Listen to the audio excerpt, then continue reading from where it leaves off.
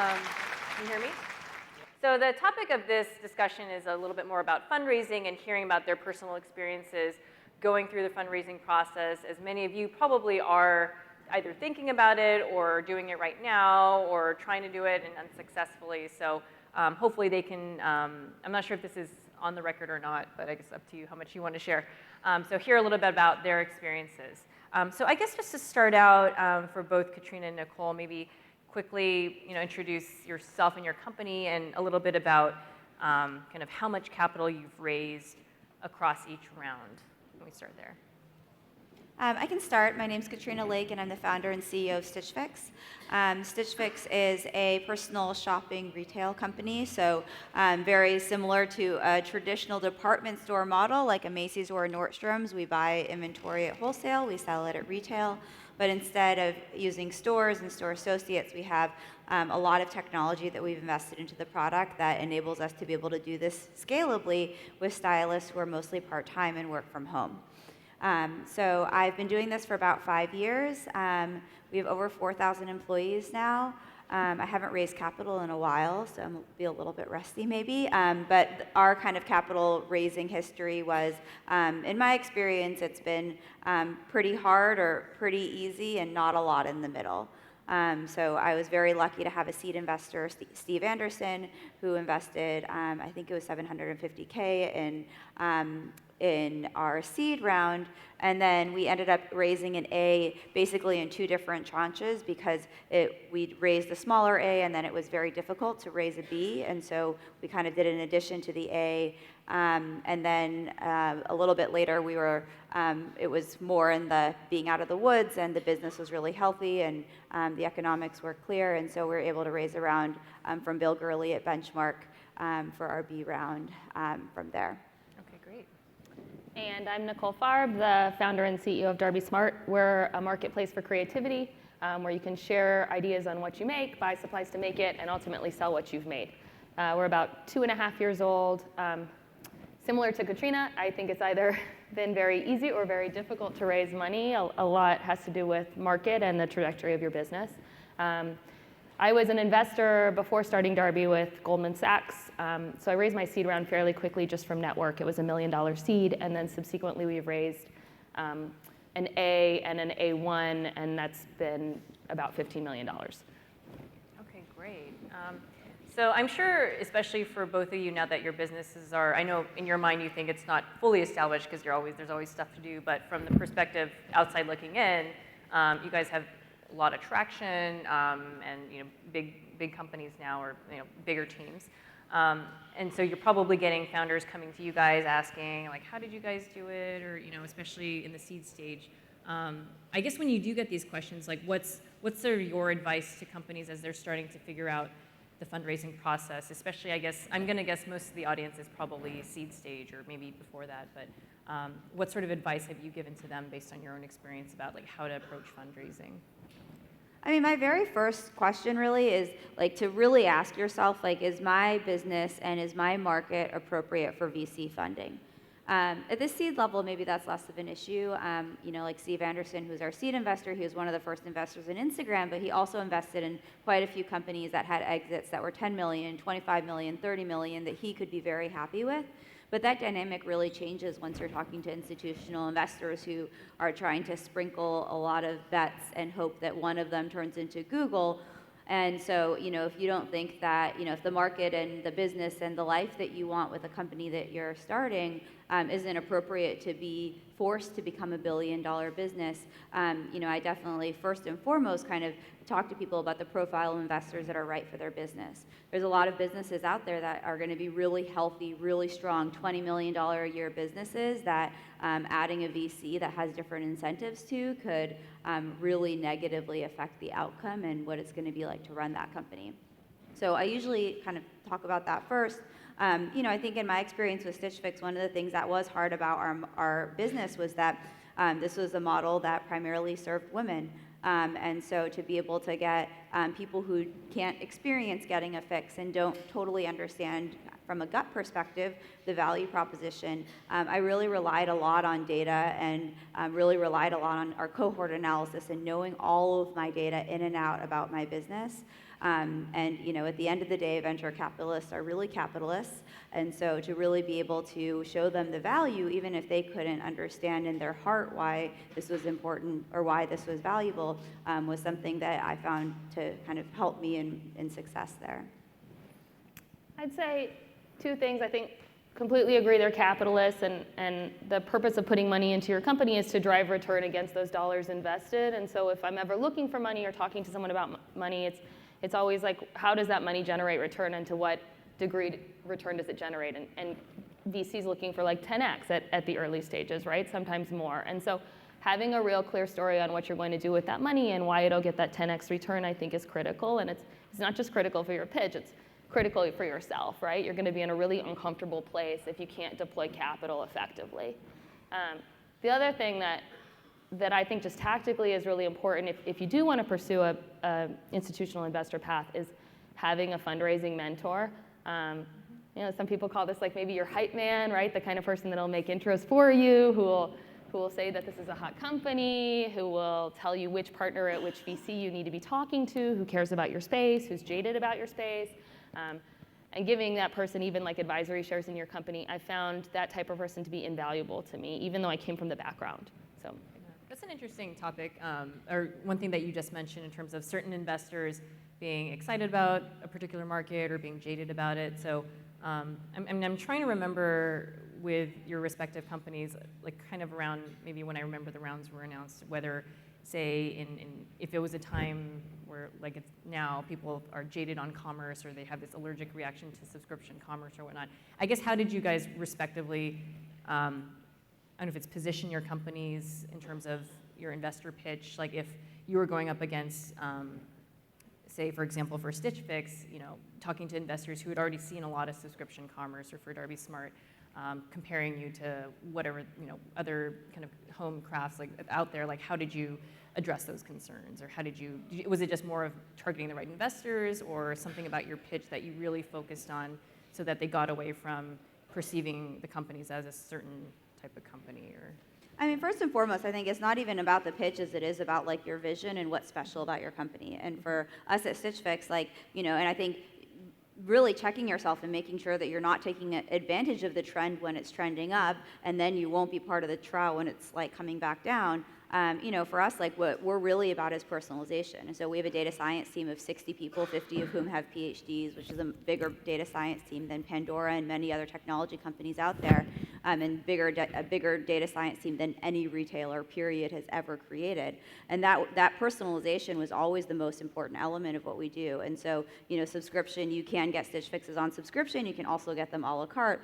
Like, you can use your desktop. You can use your mobile. We're not a mobile commerce subscription, whatever. And so, I think it can be really tempting to latch onto those words that people are really excited about. But I think that, those same words can bite you later. And so, to really be able to be crystal clear about why you're differentiated and how that's different, and how that's going to stand the test of time, I think is incredibly valuable. But that being said, it's still hard. I mean, we were somehow in all of our rounds, I feel like there's been a lot of negative buzz about commerce, but there was like fab.com and what was going on with Fab, and there was Shoedazzle, and people hated Shoedazzle, and just, there was always a lot of noise going on in this space. And, we're in a business where we literally raise money and use some of that money to buy dresses, and venture investors don't like that.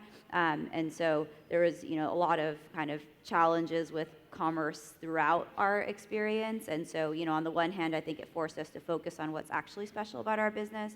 And on the other hand, I mean, frankly, it just made me very motivated to be less dependent on venture capital. And so to really focus on building a strong business that can be here for the long term, regardless of how people are feeling about Shoedazzle or Fab or subscription commerce, was something that, I spent a lot of time doing, and I think paid off for us. And I think doing your research on this, not just the firm, but really I think it's very partner dependent. The specific partner that you're talking to, and some of them might be jaded about a sector or an industry or this kind of thing. Some of them on the flip are incredibly excited about what we're doing, right? But that's when you take money from someone, they're on your board, they're essentially your boss. They're helping guide decisions. You hope you respect them. I think doing your research on who you're talking to in a specific firm is critical. It's not I want to talk to Benchmark, it's I want to talk to Bill Gurley, right? Hopefully, whoever's on your board right now, you like, and you're glad to have They're them on okay. that. But they're okay. But I guess what is also your words of advice for the audience as they're considering, obviously if you're in a position where you can choose your investors, you have everyone coming to you. That's different versus you're just trying to get money in. But what did you guys look for in your investors, particularly at the Series A, Series B levels when you were probably getting a board member? What sort of qualities do you think are most important? A firm and a partner who have proven track records of being entrepreneur friendly. You hear rumors that there are firms that sort of put large checks into companies and then replace that founder CEO with someone who's more proven, right? And so did the firm that I was taking money from have a track record of doing opposite of that? Did the terms that they were giving me represent the words that they were telling me? And so sometimes there's a disconnect, right? But you can look at your terms. The terms really matter. It's not just valuation. It's liquidation preference and reg rights and everything. What other boards was that person on? How many boards were they on? If they're on too many boards, do they have enough time for you? Are they really thinking thoughtfully about the advice they're giving you? Are they thinking about your company? Do they have time to do that? Those would be the 3 things I looked for. Yeah, I think first and foremost, there was a time when we were 6 or 8 weeks away from not making payroll, and this was right before we did a bridge round to the A. And the choice that we probably had at that point was we can do a bridge round, which aesthetically doesn't look great, which wasn't really the goal, or we could try to just get a round done with somebody. And I actively chose not to do that because to Nicole's point, these people are on your board. These are people that you're going to be working with for a really long time, and so making sure that their values are aligned with yours. Does this person think of what good partnership is in the same way that I do? And if stuff starts going badly, is this person going to behave badly? And so to really understand their values is really important, and to definitely have a shared vision of what you want in the future, I think, is really important. I think the other thing actually is that partner's 2 things maybe. That partner's influence within the partnership. And so there are times when you're going to need a bridge round done, and Steve Anderson can just do that because it's his whole fund and he has control over it. But if you're working with somebody who doesn't have the same track record and is one of 15 partners at a firm, you may not be able to get those. Even if the person has good intentions and good values, that person may not have the influence within that partnership to get done what you need to get done. So I would really look for that as much as you can. So I guess more on the day-to-day level, how do you guys put your VCs to work? Or how do you, I was going to say take advantage of them, but how do you get them to work for you? Do you have the type of relationship where you're kind of calling them every week, and obviously you have the board meetings, but kind of along the lines of, if founders in the audience raise money, even at the seed level, how should they be using their investors?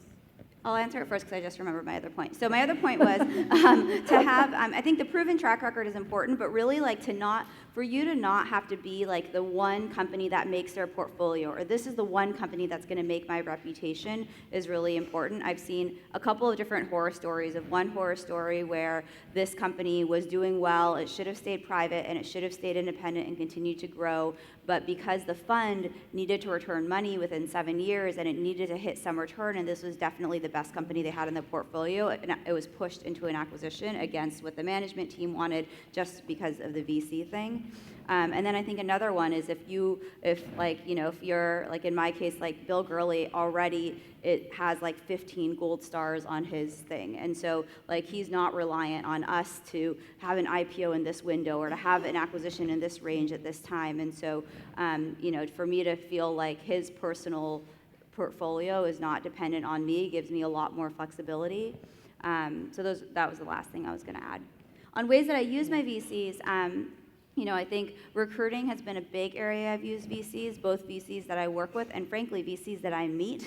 And so I constantly have a list of people that I'd like to be introduced to or people I'd like to meet. And VCs, have a huge network and know lots of people. And so they've been very helpful in terms of introducing me to people, but then also helping me to pitch and close candidates. So that's been an area they've been helpful in. At different stages, like, Bill Gurley, for example, has seen so many companies go through growth like we have. And so, to be able to have an outside perspective that's like, you really need a CFO now, or you really need to start doing X or Y and start thinking about this. And, he definitely is able to see farther out of what I'm going to need six months to a year or 2 years from now that I'm going to need. And so that's something that I really value in him also. Okay, great. Yeah, I'd say recruiting for sure, in the same way Katrina's using it, both for introductions or to sell or close a candidate.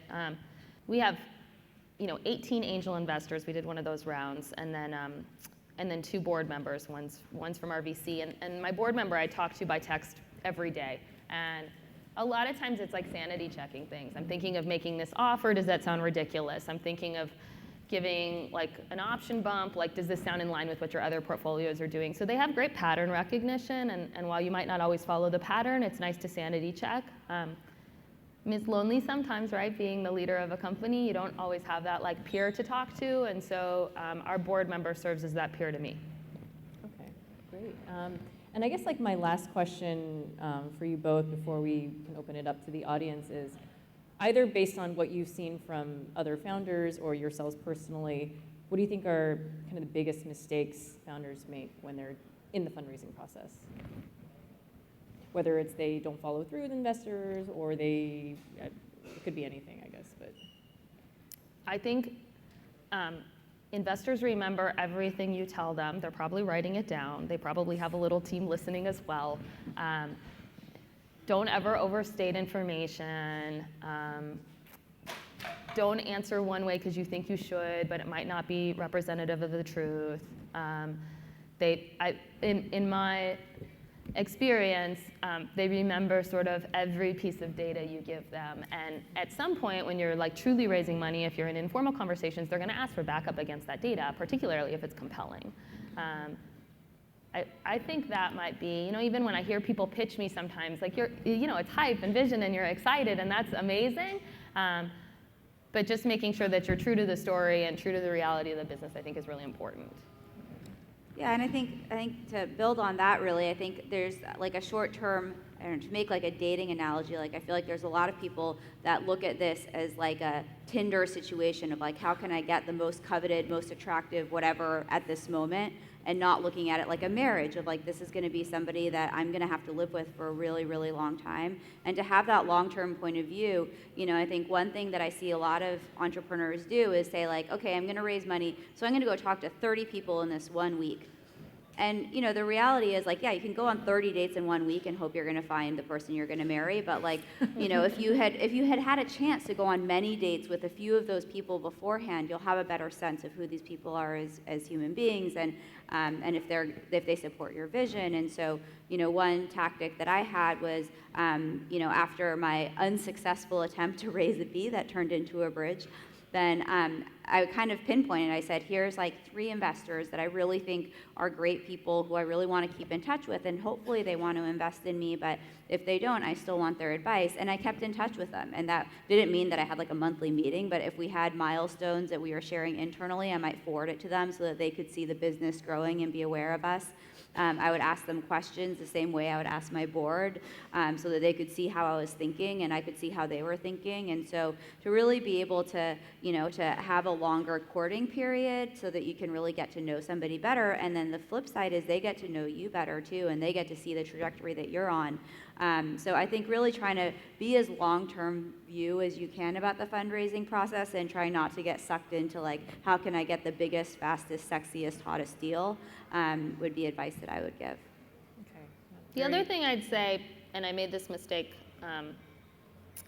in the first round, is you get this money in the bank. It's more money than I've ever seen, and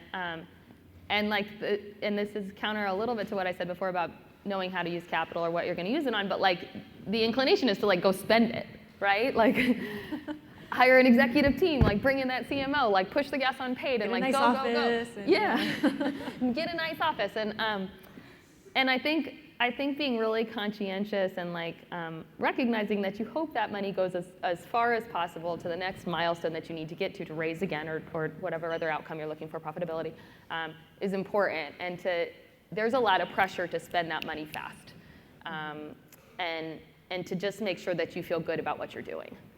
Yeah, that's a really good point. And we certainly see this with a lot of the companies coming out of our accelerator, like, for however many of them they're successful, like you, like they've never seen $1 million in their account, and they just kind of sometimes go a little crazy, and they probably have pressure on like, oh, we got to hire all these people and hit these milestones because we want to be ready to raise an A later on.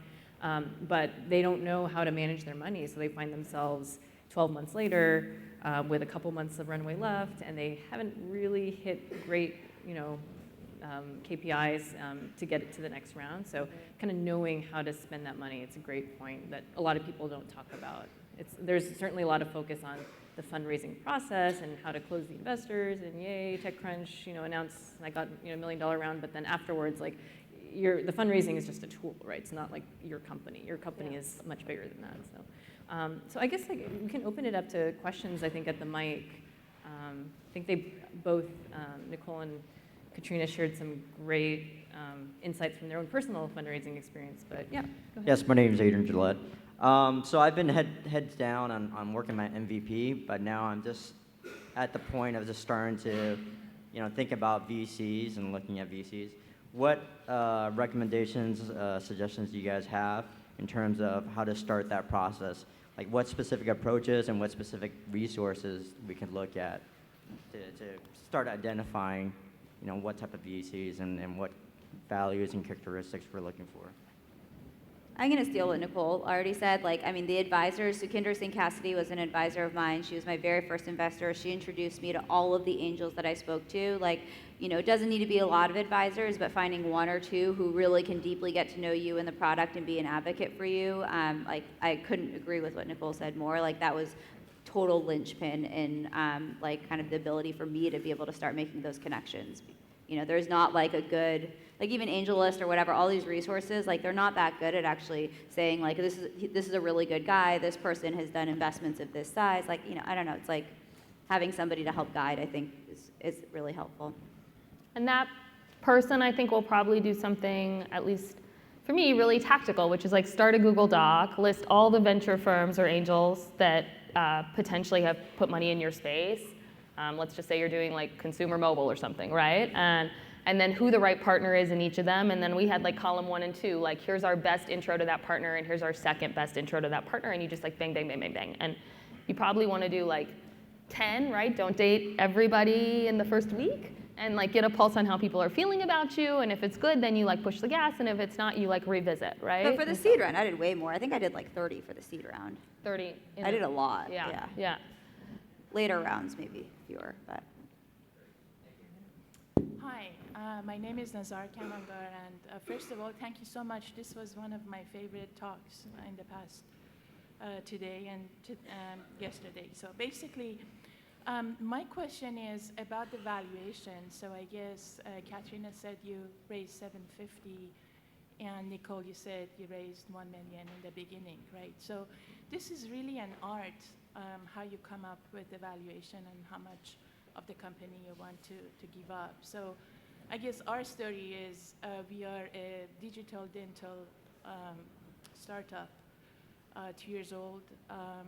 And what I learned in the past 2 years is it's not everybody is the right investor for us, because we're looking at digital advertising, we're looking at patient digital information, for example, with the mobile, and each of the investors might have something or they know expertise in one area but not in the other. So it made the scenario very complicated for a lot of us to see if the investor is the right one for us. Because as you said, we're going to get married. It's not easy. I mean, it's not just the money that you borrow and that's it. So I guess my question is how you're coming up with the challenges that you had with the right valuation. So when you get 750 or 1 million, how much equity are you willing to give? And as a woman entrepreneur, what was your challenges to overcome with the fundraising? Because for women, I think it's very different than men, frankly.